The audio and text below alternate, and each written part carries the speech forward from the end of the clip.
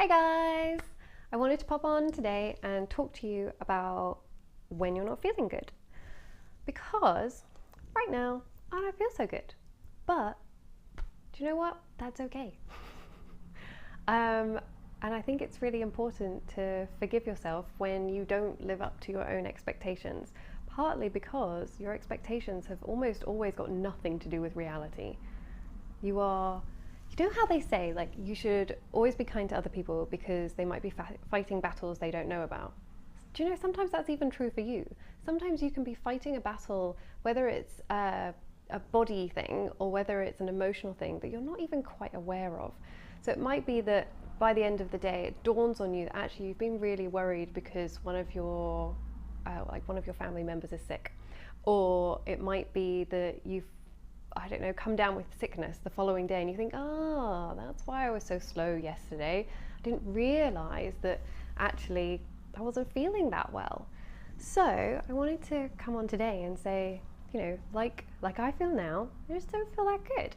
I don't feel sad. I don't feel sick. I just don't feel upbeat like I normally do. But it would be really easy to be like, oh no, because I don't feel upbeat, therefore I must be sad. And it's not always that simple.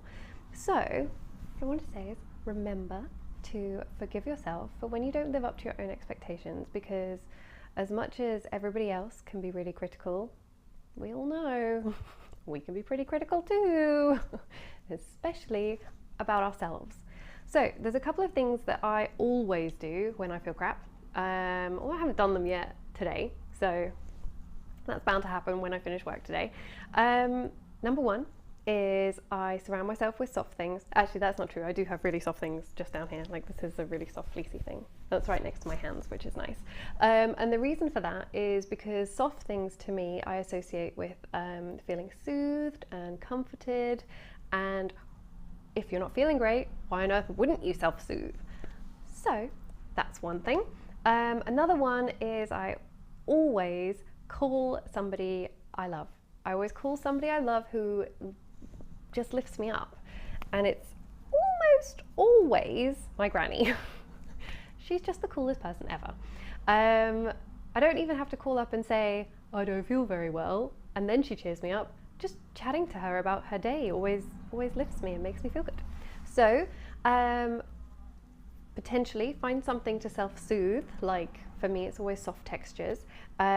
Secondly, call somebody you love who makes you feel upbeat and happy. And then finally, I'm all about the cuddles. So I quite often will find somebody, whether it's a client or a friend or my fiance, and say, can I have a cuddle? And even though it seems to come from nowhere and people are like, yeah, sure. Do you need it? And I'm like, yeah, I do. Because sometimes we do. Sometimes we need that kind of loving support and comfort from people around us. And like I said beforehand, it doesn't necessarily mean that there has to be anything wrong. It can just be that you feel a bit blue. Okay, cool. So those are my 3 quick tips for what I do when I'm feeling a bit blah. There's actually loads and loads of other things that I sometimes do as well, but they're pretty much always my go-to first 3. I'm always interested to know what you guys do to help you feel better. Even if it's just one thing, I would love to hear about it in the comments. So please comment below.